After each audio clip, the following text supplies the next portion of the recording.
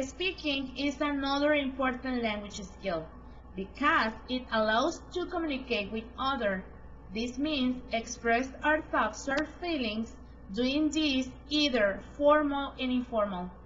Some opinions about speaking are Nina Espada note that even programs described as communicative were found to provide limited opportunities for students to practice communicating to each other. Penny Orr considers some practical considerations like large classes may serve to push the skill of speaking down the list of priorities, but the continuing growth of English as an international language and its exalted position as a language of trade coupled with the concept of the global village, which essentially means that we are brought more frequently in face-to-face contact with our friends, relatives, and business partners, makes speaking for most students and teachers the most important skill. McDonough and Shaw summarize the reasons for speaking as follows. Number 1. Expressing ideas and opinions. Number 2. Expressing a wish or desire to do something. Number 3. Negotiation and or solving a particular problem. Number 4. Establishing and maintaining social relationships and friendship. According to Byrne, oral communication is a two-way process between the speaker and listener, where both the speaker and listener have a positive function to perform. The speaker has to encode the message he wishes to convey in appropriate language, while the listener, no less actively, has to decode or interpret the message.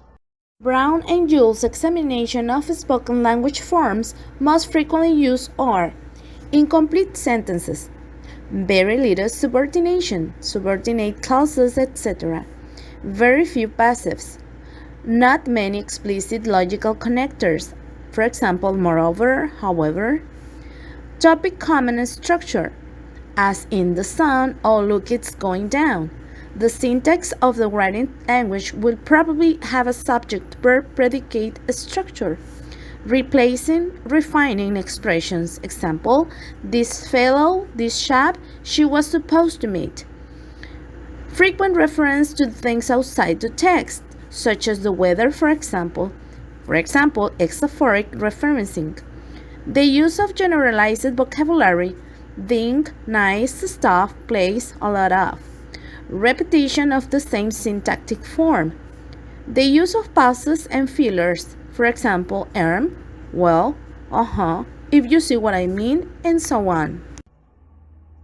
These features of spoken English are usually associated with conversations, and although we may not be conscious of it, there are certain well-defined rules which must be adhered to if the participants in the conversation are to achieve a satisfactory outcome. McCarthy and Carter underline the value to the language learner of comparing dialogue and conversational exchanges.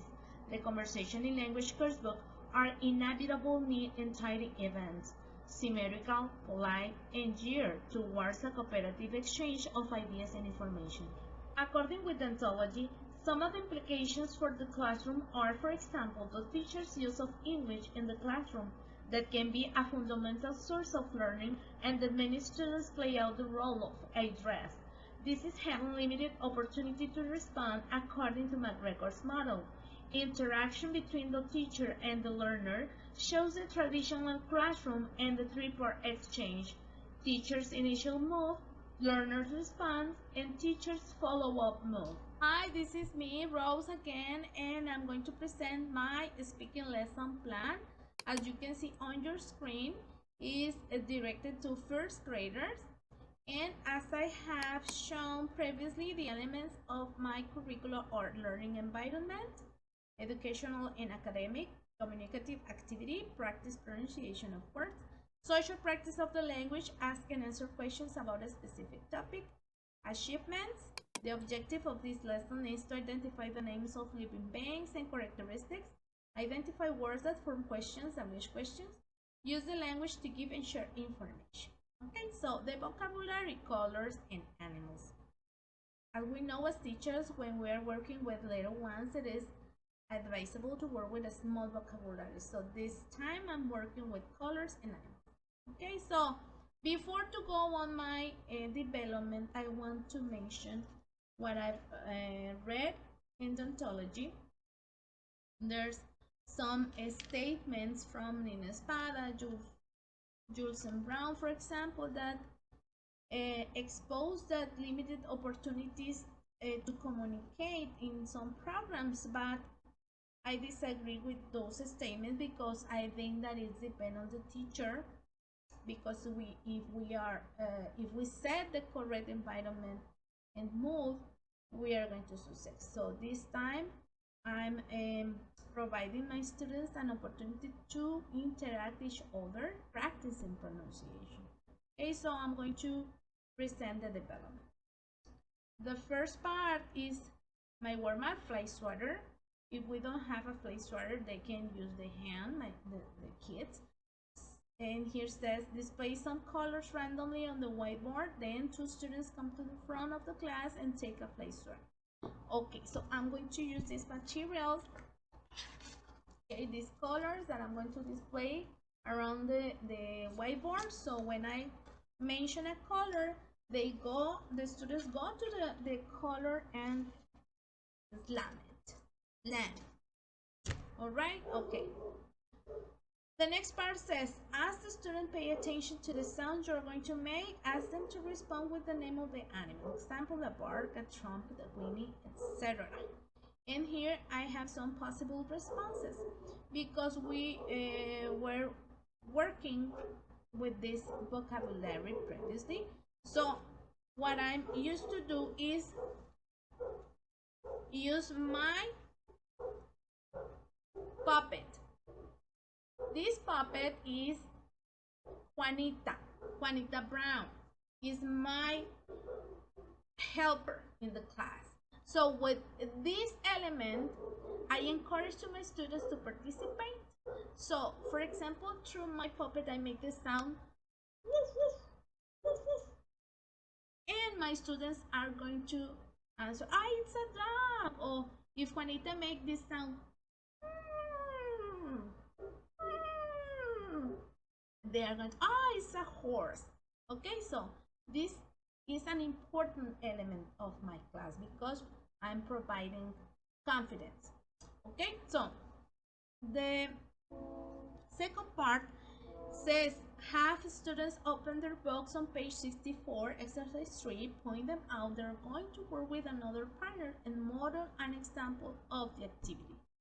So I'm scan my page and I'm going to show you this. This icon says speak. So they are going to practice in pairs, as you can see here in this icon and point. For example, I'm going to help my students to understand this lesson. I'm going to choose one of them and then another one. And I'm going to say, you says, what color is it? And you say, it's white or it's red. It is depend on the color. So they are going to work with this page only. All right. So here I have this activity, and the another part says have students practicing in pairs, asking and answering about the colors. So we need to provide as many time as is possible in order that they have the correct pronunciation of this activity. Okay, all right.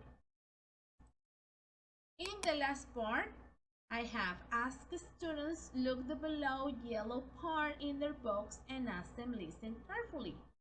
Point out each animal and have them repeating after you. A bat, a bee, a bird, a crocodile, an ant, a cat.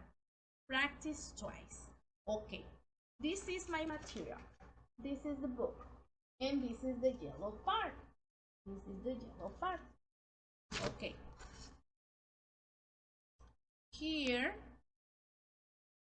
I have this part. Yes. And the next page too. Continue. Okay, so I'm going to practice with my students And with the help of my puppet, yes, I'm going to practice these words: a bat, a bee, a bird, a crocodile, and I'm going to practice this twice. Okay. Then ask them to answer question. Where is it? So they are going to answer it's a bee. What color is it? It's yellow. So as they were working with some animals previously in colors, they have the opportunity to respond in the correct way. So when I have this activity and then ask in a formal way, for example, what is it? They say it's a bat. And what is it? It's a bee. And then with practicing with the colors, what color is? What color is it? It's brown, for example. So this is the lesson about speaking. So I hope you like it. Thank you.